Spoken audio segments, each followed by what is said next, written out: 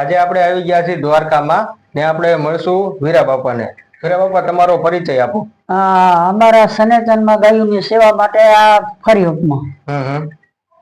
એટલે આપણે કઈ રીતનું આ કામકાજ છે? એટલે છોકરા 1 થી 12 ધોરણ સુધી ભણે છે. ગાયોની સેવા, દૂધ ને આરતી ફરીમાં આપે છે. બરોબર. ને રહેવા જમવાની સુવિધાનું? રહેવા જમવાની સુવિધા છે. દ્વારકા કોઈ આવતા હોય તો એને રહેવા જમવાની? કોઈ દ્વારકા આવતા હોય તીર્થ કરવા તો એને જમવાની બધી સગવડ છે. બરોબર.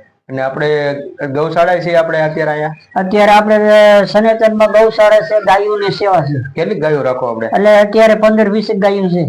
અહીંયા આપણે ઘણા સમયથી લગભગ 2 વર્ષથી આપણા મશીન ચાલે છે. આપણે વીરા બાપાને પૂછશું મશીન વિશે. આપણે શેનું કટિંગ કરો છો આમાં? એટલે અમે નીલનું કટિંગ કરીએ છીએ. નીલી મકાઈ, જુવાર, અને એનું કટિંગ સારું ચાલે છે. બરોબર. તમને કેવું લાગે છે આ મશીન વાપરવામાં? કે અમે મશીન વાપરવામાં અત્યારે બહુ સારું લાગે છે. તમે આમ કટિંગ ન કરો અને ડાયરેક્ટ તમે પશુને નાખી દો તો એમાં શું તમારે નુકસાની જાય? એટલે એમાં આખા રાડા માલ ગાડી નાખે એટલે અત્યારે અમને નુકસાન થાય, પછી અમારે બારે ફગાવવી પડે. બરોબર. જેમ કે તમે આખા પૂડા નાખી દો તો રાડા તમારે બગડવાનો પ્રોબ્લેમ રહે. અને તમે મશીન થી કટિંગ કરતા હો તો તમારે વેસ્ટેજ કઈ થાય નહીં, માલ ખાઈ જાય, સારી રીતે ખાય છે. તમારે મશીનમાં કેવો અનુભવ, તમને કેવું લાગે છે કામકાજમાં? અમને કામકાજમાં અત્યારે બહુ સારું હાલે છે.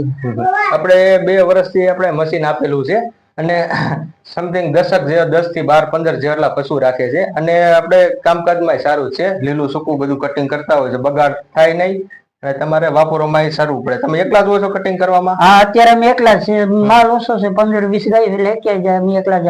બરોબર. મશીનમાં તમને કઈ લાગે ફરિયાદ જેવું કે એવું કઈ? નહીં, અત્યારે કઈ નથી, બહુ સારું લાગે અમને.